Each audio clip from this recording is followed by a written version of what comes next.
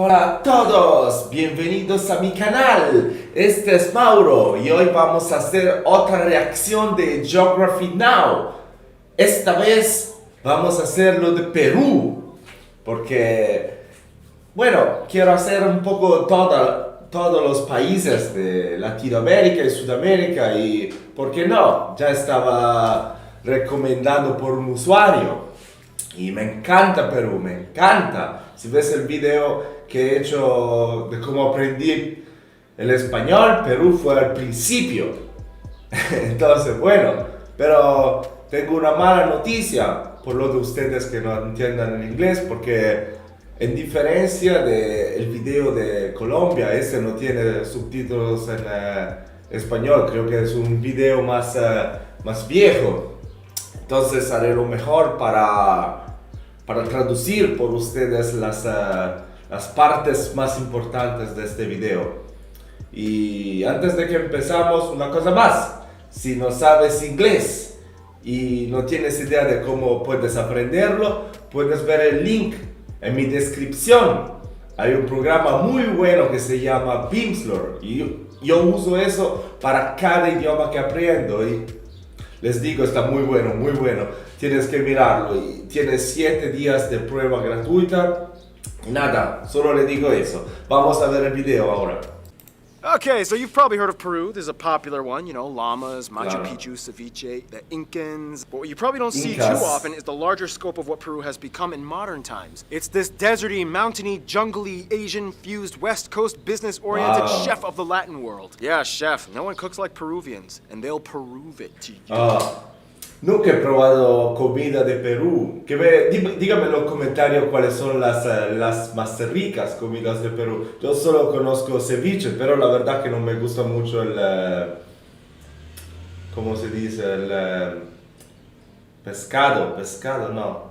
Bueno, hay otra palabra para decir pescado. Ay, no me recuerdo ahora. Pero bueno, dígame en los comentarios cuáles son las mejores. Si no lo van a decir en el video. O si hay más de las que dicen en el video. Yeah, there you go. That's my pun for the episode. It's time to learn geography now! Hey everyone, I'm your host Barbs. Geography Jorge Carlos says, Peru is a beggar sitting on a gold bench. There's lots of stuff to deal with, yet so many riches they have. And now it's time to open the treasure map and find the pot of gold, shall we?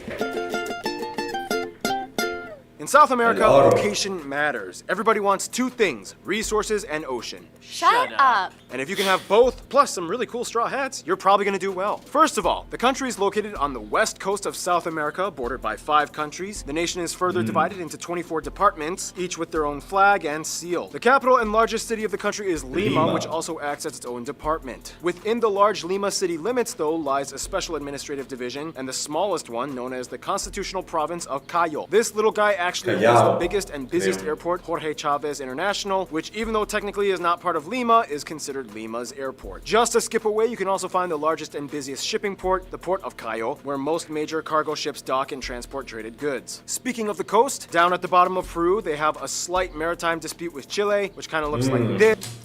Dice que ustedes peruanos tienen como peleas con Chile. Bueno, yo me recuerdo eso mucho, la verdad que había como un club en mi ciudad donde la gente salía a bailar y eran todos latinos, porque siempre ponía música como de la creación, de salsa, bachata, y de ahí, por cierto, partió mi amor por ese tipo de música, y siempre habían peruanos peleando con chilenos diciendo, ay, tú empezaste la guerra, algo así. Bueno, estaban todos borrachos, entonces estaban muy locos, pero bueno, me recuerdo eso, mucha rivalidad entre Perú y Chile, ¿verdad? Si no me equivoco. But it doesn't really cause too much trouble. Just a few fishing vessels might have a skirmish or 2. Peru doesn't really have many islands off its coast. However, the largest one is actually not too far off from Lima, San Lorenzo Island, which is actually closed off to the public and controlled by the Peruvian Navy. After Lima, though, the second largest city is Arequipa, to the south of the inland, which holds the 3rd busiest Arequipa. Conozco bien esa ciudad porque está gemelada con mi ciudad. En Italia, Biella, si no la conoces, debería conocerla porque hay muchos peruanos. Hay una de las más grandes comunidades peruanas en Italia y estamos gemelados con Arequipa. Entonces, este video ya lo ves. Airport, Rodriguez, Bayonne International, and then Trujillo makes up the third largest city further up north along the coast. You might be wondering, what's the second busiest airport? Well, due to high numbers of tourists flocking Cusco, in to see the ¿verdad? ancient Incan sites like Machu Picchu, it's actually Cusco's Alejandro Velasco Astete International Airport. Wow, eso creo que sea como... Bueno, por cierto, en Lima hay muchas lindas playas, muchos lugares bonitos, pero Cusco creo que... Ay, no sé, creo que es uno de los lugares más lindos del mundo, ¿verdad? Con esas montañas, con esos paisajes particulares.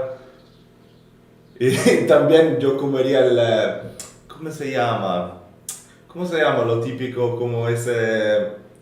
ay, no me recuerdo más, como el pequeño cerdo, no me recuerdo. Pero eso, me gustaría probarlo.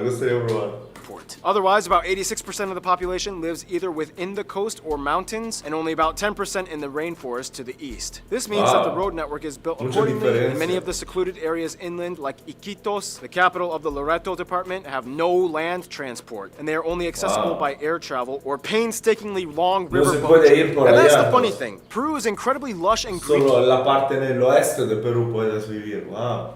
On the interior, but most people prefer to live in the dry, deserty coast. I guess that's good, though. I mean, less people means less deforestation. For what it's worth, though, there's another way you can look at Peru. Historically, Peru was the epicenter of the Incan Empire, which had quite a wide network of roadways. About Inca cerveza. ¿Qué les parece de eso?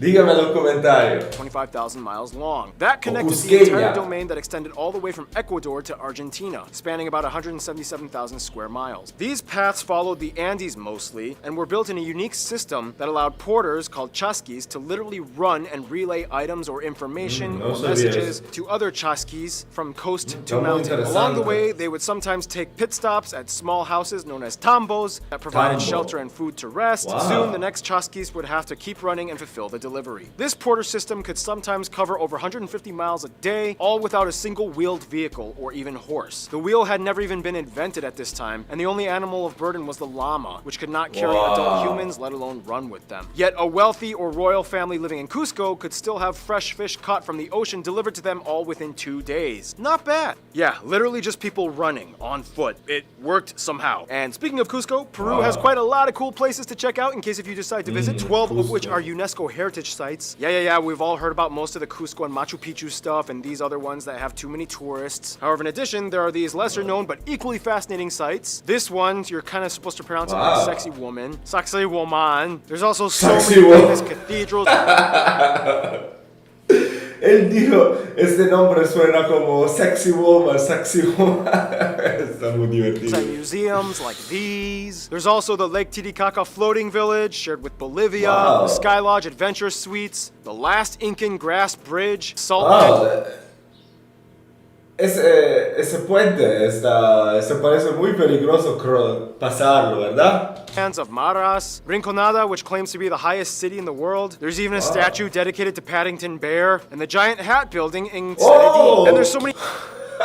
Wow, es impresionante. Muchos lugares bonitos y particulares. No me natural wonders in Peru as well. For crying out loud, they have a Rainbow Mountain, the world's tallest sand dune, third tallest waterfall in the world, the largest left-handed wave in the world, and a boiling river. But we're getting ahead of ourselves. Stuff like that belongs in the next section. Está demasiado bonito. Fire! Wind! Water! The rest! Animals, resources, or whatever. With your powers combined, I am Captain Peru! Captain You guys remember that show? 90s kids? No? Yeah? No. Whatever. First of all, the country sits right at the ring of fire at the convergence of the Nazca Plate under the South America Plate. This convergence is essentially how the Andes Mountains were formed, the second tallest range on Earth after the Himalayas. In addition, it creates the Peru-Chile Trench just off the coast, which also makes the country pretty susceptible to earthquakes and some volcanic activity. The nation is generally divided into 3 physical zones, the costa, sierra, and selva. The coast is mostly dry and desert-like with arid vegetation. La selva, si no me recuerdo mal, es donde están los peruanos blancos, ¿verdad? Porque hay algunas comunidades de peruanos que son blancos, no mulatos. Yo creo. Puedo equivocarme, no soy seguro de eso. In fact, the driest desert in the world, the Atacama, hugs the southernmost tip of Peru. The next part, the mountains, or sierra, takes up about 30% of the land, and of course is made up of the highest parts of elevation, including the tallest peak of the nation, Mount Huascaran, with its 2 majestic peaks. Just to skip south, you find the largest lake, not only in Peru, but all of South America, the highest navigable lake in the world, Lake Titicaca, shared with Bolivia. It is also in this region that the longest river, not only in Peru, but also all of South America, begins, the famous Amazon, which branches out into thousands of other tributaries and streams, but surveyors claim that the source of the Amazon are the headwaters of the Mantaro River, which is sourced at Lake Junin or Chinchaycocha. The last physical region, the selva or rainforest, makes up about 60% of Peru's land makeup and is sparsely populated and filled with all that lush, green, humid, tropical forest stuff that you can imagine. As we explained in the Chile episode a long time ago, the reason why the country is like this is essentially because of the rain shadow effect. The winds carrying moisture are trapped in by the mountain ranges, leaving all the leftover dry air to blow out westward on the other side, parching the land and leaving it to form a depleted, arid landscape in contrast to the adjacent region. Oh, and one more thing, the warm waters off the coast are also the source of El Nino, the crazy weather pattern in the Pacific that causes all the tropical storms and whatnot. Phew, and with that being said, it's time for my triple shot espresso break, which means now it's time for Noah to finish off this segment with the physical composition of Peru. What's up? All in a day's work. As mentioned, Peru is home to a wide range of flora, fauna, and overall physical contrast. They are classified as a mega-diverse nation with nearly 6,000 endemic species. They have about 1,800 bird species, including the largest flying bird in the world, the giant Andean condor. In addition, there's also 500 species of mammal, including the national animal, the llama. And about 300 species of reptiles and over 15,000 plant species, including the Puya Raimondi, the world's tallest flowering plant. And speaking of plants, the potato originated here in Peru, and they come in over 4,000 different varieties, colors, and shapes. Peru is the world's largest quinoa and maca producer. They also produce the world's most expensive coffee, Coati Dung coffee, which is made from the partially fermented coffee beans that pass through the digestive system of a coati. Wait, so Bueno, no conozco porque no soy rico. Dijo que ese Coati es el café más caro del mundo. Entonces, por cierto, vuestro amigo aquí haciendo las reacciones no lo conoce. you saying this whole time my espresso breaks could have been Coati poop coffee breaks? I want that. How much is it? Well, once a limited supply of beans are harvested and produced, I mean, come on, coatis can only poop so much. They can sell for up to $1,400 per... Entonces nunca lo probaré. Porque imagínate si es como $1,400 por un kilo. Por hacer un cafecito así será como 10 gramos. Será como... Ay Dios. Como $15 por un café, algo así. Está muy loco. Worth it. Otherwise, resources have always been a key player in Peru's economy, specifically in the mineral mining industry. They are the world's 6th largest gold producer, and which in itself makes up over a fifth of their exports. Service sector jobs have greatly increased, especially in the transport category. Largest company in Peru is actually Aerocondor. And finally, time to bring this segment to a close like we always do. Food! In the Latin world, Peru is a culinary powerhouse. Comida. Often some of the top-ranking restaurants in the world are found in Peru, like Central or Maido. Some top notable dishes that you guys suggest we mention include things like lomo saltado, arroz con pato, and ticuchos, rocoto relleno, ají de gallina, alpaca and llama meat, lucuma and camu camu fish, ¡Wow! También carne de llama. ¡Wow! Yo pensaba como que es el animal como mascota del país. La gente no la comía, pero bueno, ustedes comen de todo, ¿verdad? Díganme en los comentarios si está bueno, si está rico. A la huancaina. And the national dishes, ceviche. Most of you may have heard of this. And No, lesser no me known, gusta cuy, de verdad which is el roasted pescado. guinea pig. El cuy, lo que quería decir antes, el cuy. He visto un video de un vlogger de Noruega que vino a Cusco. Viajó a Cusco y probó el cuy. Dijo que se ve un poco raro para comer eso, pero bueno, dijo que era más rico que comer pollo. Entonces, bueno, me encantaría probarlo. Me encanta la carne. Guinea pigs, that's also a native animal. You know what else is native? The people. Which brings us to... Thank you, Noah. This is great poop coffee. When you think of Peruvian Poop people, you coffee. think ponchos, pan flutes, and those hats they wear. Yeah, there are some people like that in the country, but that's only one fraction. Peru is pretty much like all the other nations in the Americas. It has a story rooted in both native and foreign fusion. Today, Peru, much like its cuisine, has a little bit of everything blended into it, but never compromising the foundation of where everything got started. And it's gotten pretty Asian. First of all, the country has about 33 million people and is the Eso es verdad, ¿eh? Eso es verdad, porque muchas veces me confundo entre filipinos y peruanos. Vamos a ver por qué, vamos a ver por qué. fourth most populous nation in South America. Coming up with the exact numbers for ethnic breakup is a little tricky because not all the census data seems to match up exactly. However, according to CIA World Factbook, the highest percentage of the largest group, mestizos, numbers at about 60%, and the Amerindian community population is supposedly at around 25%. However, some estimates I've encountered claim as high as around 46%, so the exact number may vary. Either way, the largest groups of this category are Quechua and Aymara. Around 6% of the Quechua. population are white, around 4% are black, a little around 3% are Asian, mostly Japanese and Chinese, and the remainder are unspecified groups at around 2%. And here's the weird thing though. According to certain studies, it is speculated that historical intermarriages between Asians and locals dating back to the mid-19th century means that somewhere around 10 to 20% of the entire population could have East Asian roots down their lineage at some point. If this were true, it would make Peru potentially the most Asian of all the countries, not just in Latin America, but all the Americas. Yeah, I told you, those Asians left their mark for sure. Mostly the Japanese. I mean, after Brazil, they have the largest Japanese diaspora in the world, and even one of their presidents was Japanese. It didn't go so well for him, but hey, it shows how far the Japanese have come in Peru. Anyway, they use the Peruvian sol as their currency, they use the type A and B plug outlets, and they drive on the right side of the road. Now back to people groups, the country kind of has like 3 official languages. Of course, Spanish, and then there's Español. Quechua, and Guaraní. Dígame que tienen Guaraní, por favor. finally Aymara, which is actually more spoken in Bolivia. In the shortest way to put it, the Quechua and Aymara are basically the largest groups of modern descendants of the Es en ancient Bolivia, Incan creo, peoples. Paraguay. Most of them live in the high mountains of the Andes, which means their bodies from a young age have actually acclimated to the rather intense conditions of thin air and cold. The average Quechua and Aymara person has a slower heart rate, a third larger lung capacity, and more blood volume. Dude, Wow. they're kind of like superhuman. Kind of, yeah. Ah, ¿ves eso? Eso te va a decir como que la gente que nació y creció en esos lugares, en la alta montaña, tienen, ¿cómo se dice? Eso es difícil de traducirlo. Pero bueno, que están como más fuertes, pueden sobrevivir en lugares más difíciles de otra gente. Está muy loco. Y eso como algo me recuerda como de Bolivia, en La Paz, de cuando juegan fútbol, de siempre ganan porque otra gente no puede, los otros futbolistas no pueden respirar bien. Pero bueno, creo que eso se aplica también en este sentido.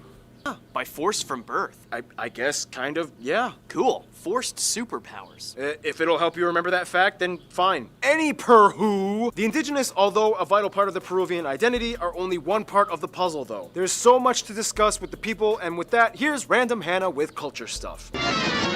Today, with generations of multicultural backgrounds, the population of Peru is very different from how it started centuries ago, yet they never lost their roots. As mentioned, historically, the Incans created an entire complex society of millions, all without the advantages that were used in Western societies. According to Atlas Obscura, the Incans never invented the wheel, never figured out the arch, and never discovered iron, but they were masters of fiber. Everything from ships, armor, slings, and bridges were made of fiber one way or another. They even had a system of communication with knotted fibers called quipus. Otherwise, today traditions still live on in the indigenous communities. For one, Quechua women that are married often wear various types of woven hats, whereas single women wear knitted hats. Catholicism, of course, plays a huge Interesante. role as well. Somewhere around 3/4 Tienes que tener cuidado con las mujeres las que hablas, qué tipo de sombrero tienen puesto. Está muy of the interesante. country claim to be affiliated to it. Catholicism in Peru, though, has a high degree of synchronism. For example, many herders from the countryside still pay tribute to Pachamama or Mother Earth. For many of these peoples, traditional belief systems in themselves are still practiced even apart from Catholic fusion. In fact, Peru has the second highest number of shamans after India. And now we're going to do a list of some cultural stuff, Shamanos. but to help me, we're going to bring out Ian! All right, we're back at it. You know what to do? Yep, alright. Ah, they're so cute! In addition, festivals in Peru are world-renowned and famous for their intense, colorful displays. Festivals like Capac Cola, which is a sort of Capac-Cola. rite of passage for boys. There's also the scissor dance, Danzantes de Tijeras. The festivals of the sun, Inti Raimi. Holy Week is a huge deal and probably the most colorful and famous one, the La Candelaria Festival held in February. In the end, though, no matter Wow. what... Está un poco raro de ver todos esos festivals con mucha gente ahora que estamos de coronavirus y no se puede hacer eso más. Está un poco raro, ¿verdad? part of Peru they're from, everyone knows the song Contigo, Peru. It's Contigo, practically Peru. a second anthem for them. It can literally Nunca stop había us. escuchado The eso. festivals are, of course, Tendría que hacer la reacción, ¿verdad? Nunca había escuchado esa canción. riddled with so much food, colors, and music, which of course brings us to Keith's absolutely terrible, horrible music segment.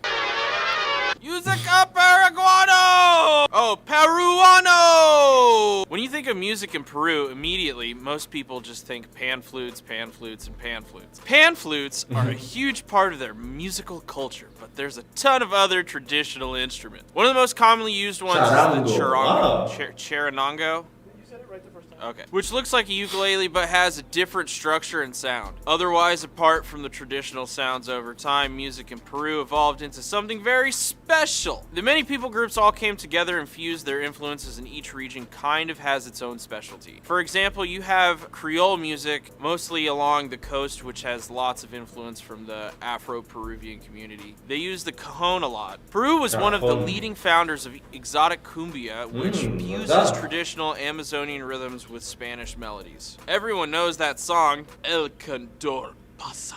No, Simon and no Garfunkel sé la did verdad. a cover of it. And that's about it. Remember, buy a Keith shirt at GeographyNow.com, because this shirt is the shit. Thank you, Keith. Yes, buy a shirt at GeographyNow.com. Now, there's a lot of other things we could have mentioned, like often when drinking beer, they leave a little left in the glass and then pour it on the soil to give back to Mother Earth. There's those long skulls Wow. of the paracas, which are brought Eso se parece muy interesante, ¿verdad? Que no acaban su cerveza y las botan un poco putan un poco de aceite y las tiran un poco para Madre Natura.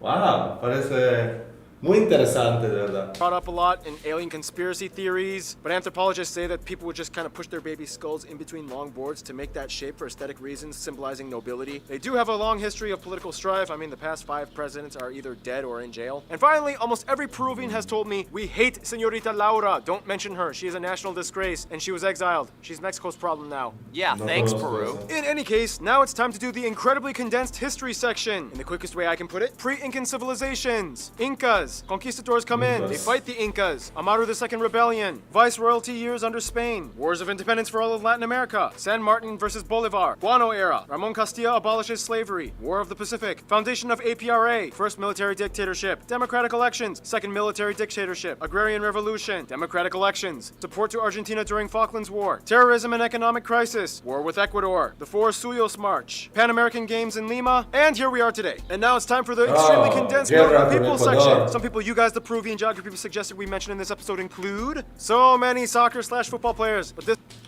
Paulo Guerrero, más recente. one is probably the most famous. War heroes like these Cubillas. people: Tupac Amaru II, Pachacuti, Atahualpa. Tupac Amaru, Tupac Shakur.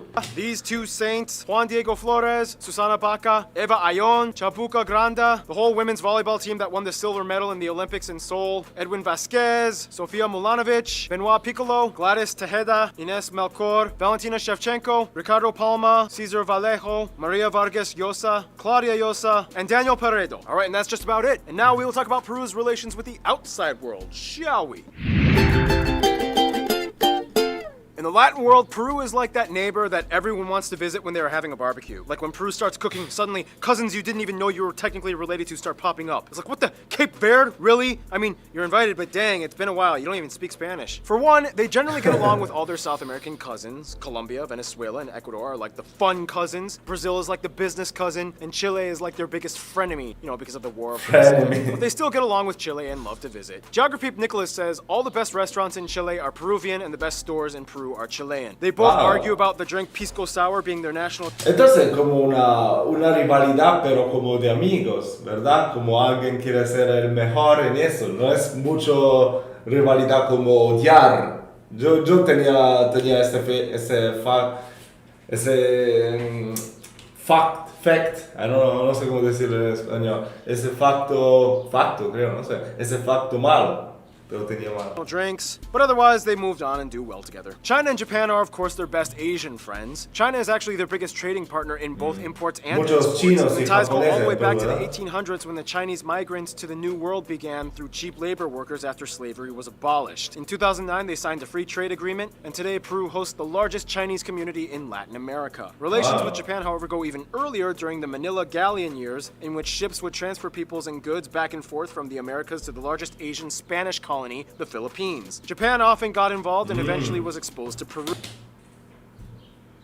Eso fue porque les dije que se parecen mucho a los filipinos y ahora ves por qué. Bueno, no todos, pero para mí algunas veces algunos peruanos son difíciles de reconocer de los filipinos. Tienes muchos los tratos de la cara son muy similares. Since then, heads of state have constantly visited, bilateral agreements signed, many Japanese companies operate hubs in Peru, and the two are always close. In terms of their best friends, however, most Peruvians I have talked to have said, depending on who you ask, it would probably be Argentina and Bolivia. Even though they don't work in Argentina, they've always kind of kept an eye on each other. Business is always usually good, and Peru totally supported Argentina in the Falklands/Malvinas War. They are part of numerous organizations like the Latin Union, the Union of South American Nations, and so on. Culturally, though, Bolivia seems to tie in better with the indigenous community, as both countries have high populations of Quechua and Aymara groups. At one point, they were even joined together under a confederation for 3 years back in the 19th century. Bolivia shares the same Incan blood, as they were both historical centers of the famous empire prior to Spanish rule. They will forever be mountain brothers. In conclusion, Peru has gone from an empire that thrived on foot speed, fibers, and festivals, and now it's fusion, finance, and food. Take a seat and enjoy the barbecue, because Peru serves up quite a dish. Stay tuned, the Philippines is coming up next. Mabuhay!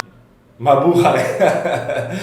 Bueno, chicos, ya está esta reacción. Espero que les gustó mucho el video y me digan lo que piensan. Si he dicho algo estúpido, me lo digas en los comentarios. Y qué más, no sé, dígame lo que quieres que voy a reaccionar después. Que sea otro episodio de GeographyNow. O no sé, música peruana o lo que sea. Bueno, vamos a ver todo en este canal. Gracias por ver el video.